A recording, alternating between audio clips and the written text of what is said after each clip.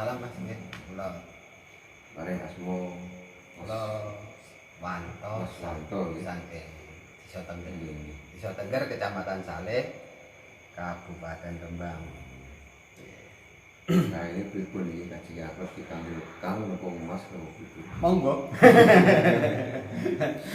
Kula napa nggih? Kang nggih mboten kula. Apa Mas nggih mboten apa Mas larang. Nggih. Mas larang. Ini kula badhe niku Mas tangga dapat panjenengan. Panjenengan kan basicnya dulu kan pernah mondok ya. Nggih. Di mondok mon pengalaman yang padang sampai di jadi ilmu kan di luwe seru. Mboten ngoten. Ilmu jero niku ilmu kene sinten. Ini kula badhe takut ngenten Mas. Akhir-akhir ini pian wadah ya, pian ya, terutama dari berbagai agama yang jadi katakan salah satu agama kan yang selalu membenci ajaran Jawa, menyudutkan ajaran Jawa, memojokkan budaya Jawa dan dianggap musyrik dan lain sebagainya. Saya ingin tahu dari Mas Wanto, bagaimana Mas Wanto yang dulunya seorang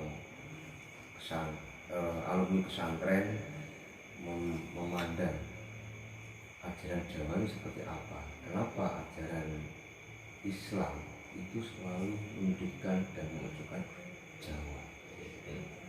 Monggo bisa dijelaskan. Nggih. Niki pertanyaane jenengan niku sadurunge pas. Nanging menurut kula nggih mboten pas.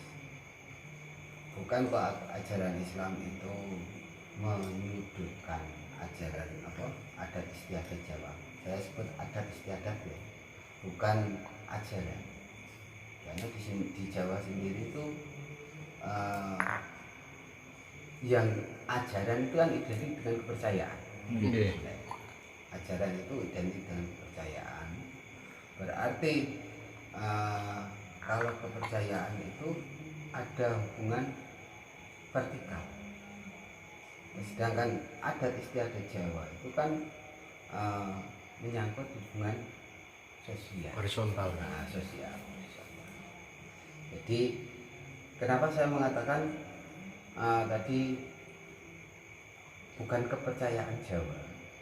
Soalnya di Jawa sendiri kita tahu zaman dulu ada namanya aliran kabudayaan. Ada Hindu, ada Buddha. Berarti Jawa sendiri kan yang asli itu adalah kabudayaan itu. Sedangkan Islam yang sekarang dengan tanggal ke napa selalu menyudutkan, bukan selalu, masih banyak yang masih banyak teman-teman kita yang merangkul ngadai adat istiadat Jawa. Cuman memang saya akui ada sebagian teman dari kubu sebelah itu yang terlalu bersemangat dalam beragama. Kenapa kok bersemangat? Soalnya sadurunge agama itu gak usah bersemangat. Sing nyantai wae lah. Nyantai. Jadi Gusti Allah iku mau syakur. Ning ngendikane Mbah Mus niku kan asyakur. Mohon ampun. Apa rendeke kawulan. Kemampuan ibadah kawulan. Jadi mereka yang belum tuntas menurut saya itu. Menurut saya mereka yang belum tuntas dalam belajar. Sebenarnya Islam itu bukan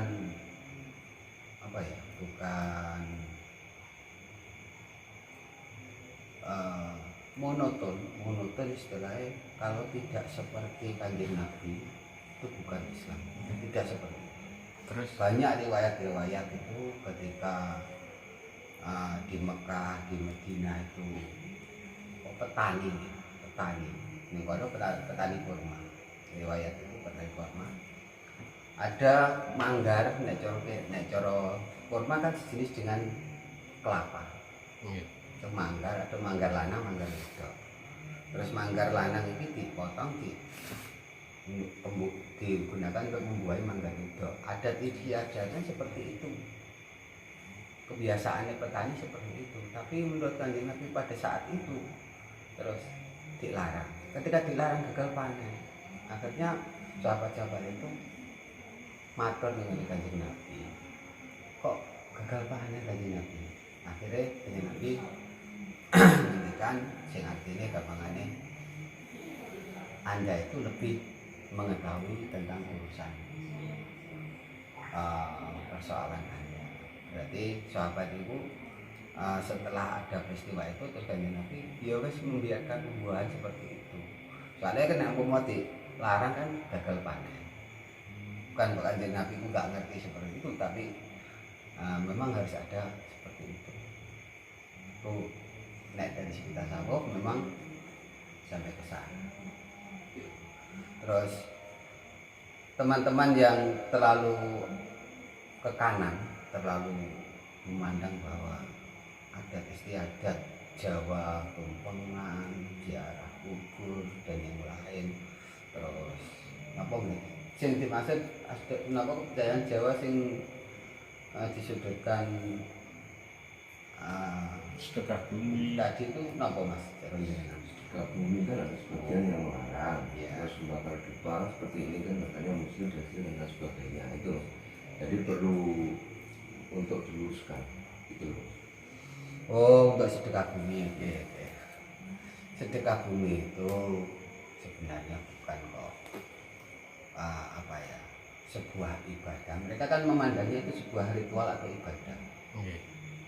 Tapi sedekah bumi itu adalah, menurut saya adalah rasa syukur kita kepada Tuhan Allah SWT bahwa di suatu daerah itu sing maune alas terus dibuka menjadi sebuah perkampungan atau sebuah daerah. Nah dari daerah itu kan kenapa?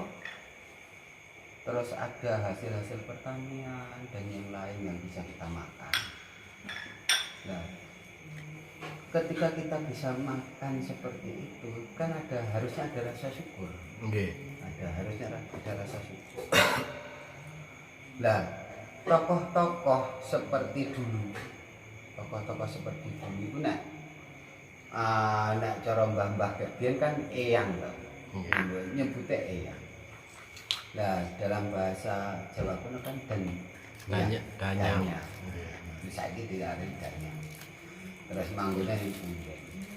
Sebenarnya itu punden atau ganyang itu bukan kok lembut sing apa lembut atau setan-setan yang menyesatkan. Bukan. Itu adalah leluhur kita, mbah-mbah kita yang dulu berjasa membuka daerah itu. Nah tempatnya itu biasanya rumahnya itu diarani punden. Nggone pepunden. Lah ngendikane pepunden itu pesen-pesen dari orang-orang tua itu dinamakan nek wong Jawa gak piye Kak.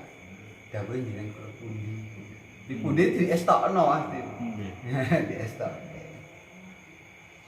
Sebenarnya itu hanya salah kaprah. Kalau kita syirik, jangankan kok ngeluyur di kuburan, jangankan neng punden, kita makan sendiri itu bisa syirik. Kok bisa Mas? Bisa. Alasannya seperti ini. Gampangannya kalau ngukil dawuh Ibnu Mufti sampai napa guru Syekh Abdul Malik. Niku beliau nanti tampil tentang Syekh Abdul Malik. Ketika kita makan itu kan nasi masuk dengan mulut. Kenapa kok mulut jenengan langsung punya sendiri? Terus, tanpa kita suruh terus kita menelan. Ketika menelan masuk di dalam perut, ada yang sebagian jadi tenaga, ada yang sebagian jadi kotoran, ada yang sebagian jadi nutfah. Itu kan sudah terorganisir. Nah, ketika kita meyakini bahwa kita ketika tidak makan terus mati itu sebenarnya juga salah. Kesalahannya sing gawe mati berpelak Gusti Allah. Nggih. Kita bisa ngecap itu kan kehendak Beliau, kehendaknya Allah. Bukan kok kita sendiri. Ternyata kabeh itu harus kodrate Gusti Allah. Jadi kalau kita punya keyakinan gak mangan, kita harus mati meskipun kebanyakan seperti itu. Tapi kalau kita punya keyakinan seperti itu, kita musyrik terus mendewakan makanan. Aduh, kadang kuburan. Moga dialih kopi nih.